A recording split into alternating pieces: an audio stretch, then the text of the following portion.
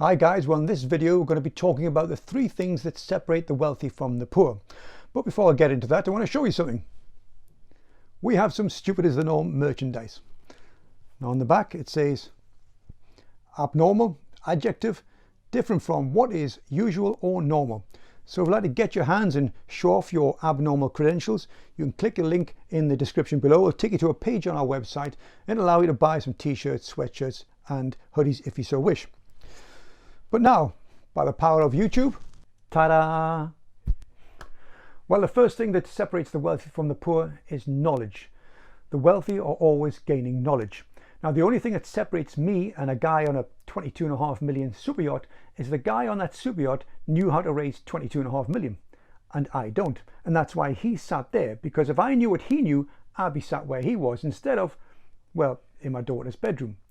Now, in 7 years' time, when I'm sat in my £200,000 catamaran, I'll have gotten there because I gained enough knowledge to learn how to raise sufficient money to buy the catamaran. It's unlikely in that 7 years that I've gained the knowledge to raise 22.5 million. But whilst I'm sat in my yacht in Gibraltar Harbour, there'll be people walking along the marina looking at me, gazing at envy at the 22.5 million yacht. And they'll be saying, probably some of them at least, will be saying things like, look at that bugger down there, greedy bugger. How did he get that? Probably sold drugs to get that. Instead of asking themselves, what did he do? What does he know that I don't know that allowed him to buy that yacht? Now, the wealthy get by where they are because they gain knowledge all the time. They tell themselves constantly, there is something I don't know, the knowing of which will change everything. So number one is they're forever gaining more knowledge. The second thing that separates the wealthy from the poor is they take action. It is said that knowledge is power, but it's not really. It's the use of knowledge is power. If you gain a lot of knowledge, but you don't do anything with it but meditate on it, then it's a complete waste of time acquiring the knowledge. You have to act upon the knowledge that you've gained. That's what gets you the advantage. Now, many people watching these videos will be entertained. Hopefully not as many as I'd like, but I'm very grateful for those that do. Lots of people that will be entertained, but there'll be a very special subset of those entertained people who will learn from this, take some knowledge from it, and then act on it and try and replicate what I do. These are the special people, and you need to be special, dare I say, abnormal. So knowledge is great, but action is better. Knowledge is nothing without acting on that knowledge. Now, the third thing that separates the wealthy from the poor is the wealthy own stuff. I mean, the poor own stuff as well, but it's just that, it's stuff. It's stuff that loses value. If you check out the Forbes rich list or our own Times rich list, you'll find that the people on there all grew wealthy in only one of 3 ways. Only 3. And they are stocks and shares, property, or a successful business. Now, if you look at myself, for instance, I have stocks and shares in a Vanguard ISA. There's probably 3,700 in there right now. I add an extra £100 a month. It's just for my emergency fund, so it's not a huge sum. I buy properties. I bought 2 properties so far since I started this project 3 years ago, and I buy my 3rd in 5 months' time. And in May this year, COVID allowing, I'll start a franchise. So hopefully that'll add more income to my pot. So of the only 3 ways to make money, I'm invested in 3.